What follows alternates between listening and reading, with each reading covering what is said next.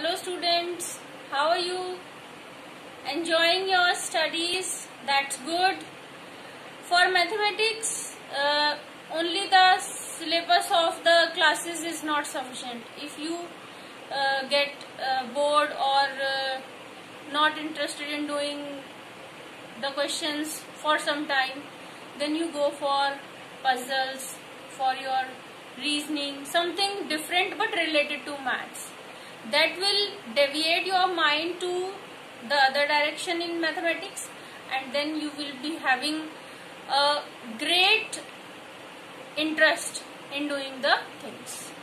Just try it. Now, our today's topic of discussion is applied problems on maxima and minima for your class 12 mathematics. This is applied problems, means you're related to the real life situations or real life figures that are involved in real life. We have taken one question. Show that semi-vertical angle of a cone of maximum volume and given slant height is tan inverse root 2. So students, for maxima and minima, first of all, in this question, you must be familiar with the formulas of your mensuration, surface area and volumes, and secondly, you must be familiar with your derivatives. Okay students, for that you can watch our earlier videos and can have the idea. Okay, now we will proceed. And here one more thing, trigonometric ratios are also being used. Okay, now in triangle AOV, okay, this is a right triangle and this is the angle alpha. Okay, and if you are taking this as base angle, then this angle will be 90 degree. Okay, and this will be your base and this will be your perpendicular and this is hypotenuse. So rewind your memory to the class 10th, your trigonometric ratios. Cos alpha equals to what? Cos alpha equals to what? Do you remember? Base upon hypotenuse. So in this case, students, base is this and hypotenuse is this. Because angle you are considering, the side in front of that is perpendicular side always. So base upon hypotenuse is VO upon L or VO upon V I have written here. And sine alpha is your what? Perpendicular upon hypotenuse. So AO upon VA. Now VA is your slant height in case of this figure cone. Okay. So cross multiply this, you are getting VO as L cos alpha, sin alpha OA upon L. So OA equals to L sin alpha. Now students, come to the formula for volume of the cone. We have volume of the cone as 1 by 3 pi r square h, radius square into height.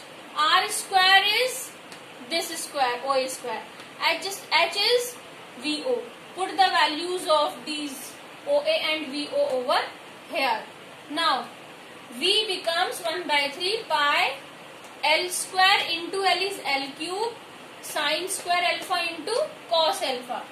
Now for calculating your maxima and minima, you will first calculate the derivative, and that will be with respect to this angle alpha.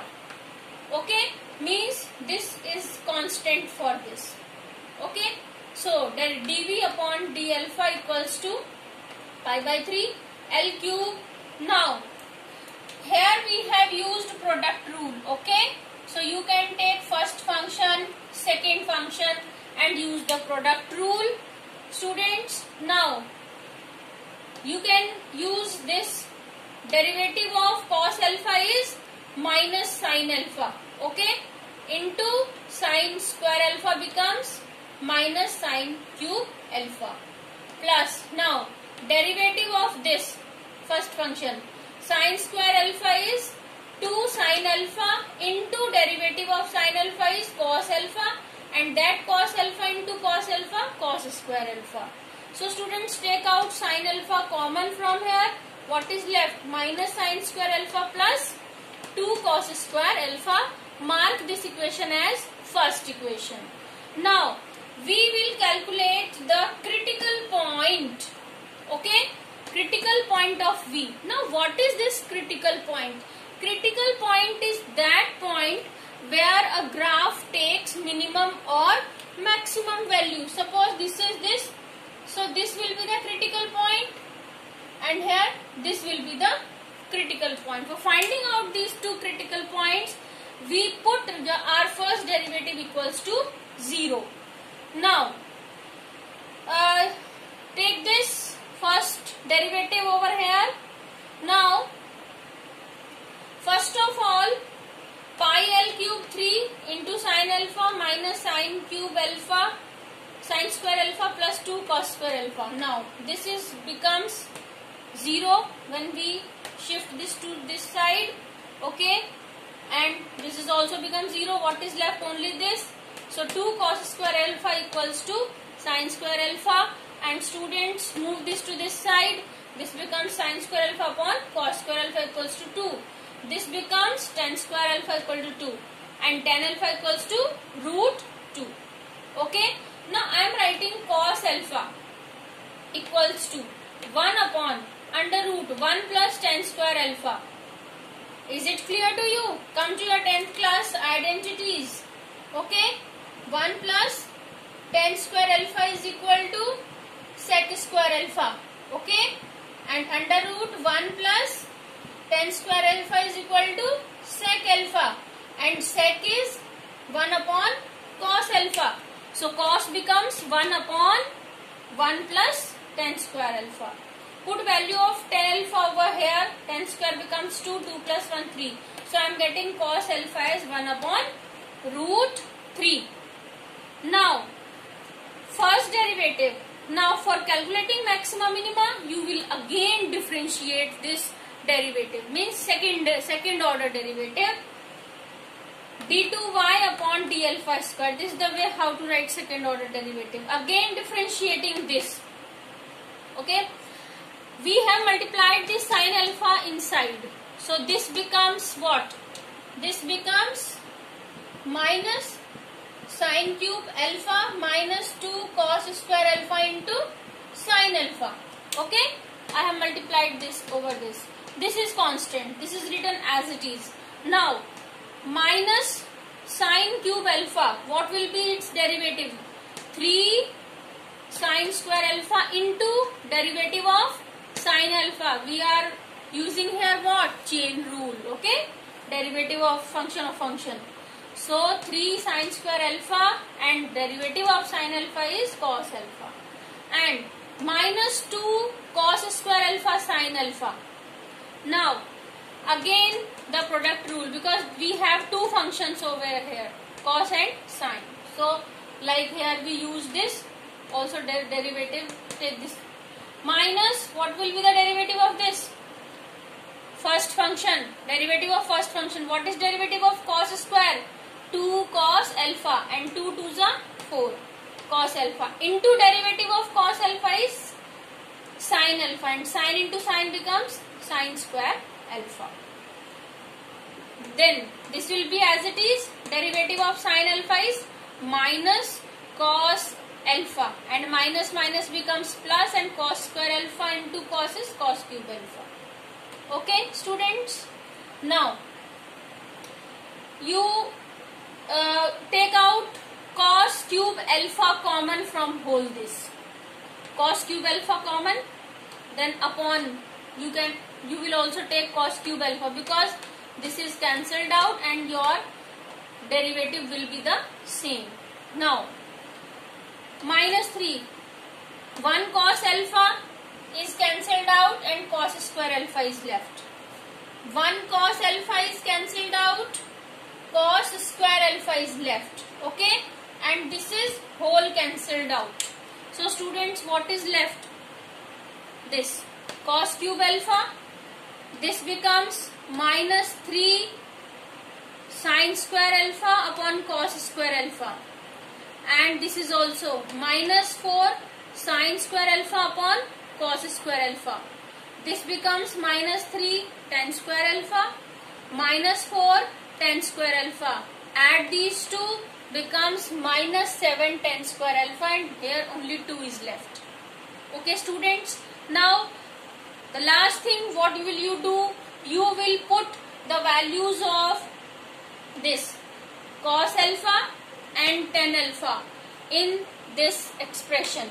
Okay, so what is put the values, students. What are you getting? This is your cos cube alpha. Tan alpha equals to root 2 minus 1 by 3 pi l cube 1 by root 3 square 2 minus 7 into 2. So after solution you are getting this, and this is a negative value, and when second derivative, okay, when second derivative is less than 0, we will be having maxima. Okay, and in case if it comes out to be positive, then we will be having minima, but in this case it is negative after solution. So V is maximum when tan alpha is root 2, okay, or take out tan to this side, alpha equals to tan inverse root 2, and you had to prove this, that slant height is tan inverse root 2, vertical angle is this. So same we are getting when semi-vertical angle of the cone is tan inverse root 2. In this way students, you can solve your applied problems or your practical problems related to maxima and minima. For that you must be having the idea about angles of your formulas of mensuration and derivatives, second derivative, okay, your trigonometric ratios. Okay, and students, practice more to have the proficiency, excellency in your topic. If you like our video, thumbs up, share my video, and please subscribe to our YouTube channel. Okay, this is a humble request from SOM Academy online classes. Call us for your comments and feedback at 8750928836. You can rock the world. Thank you.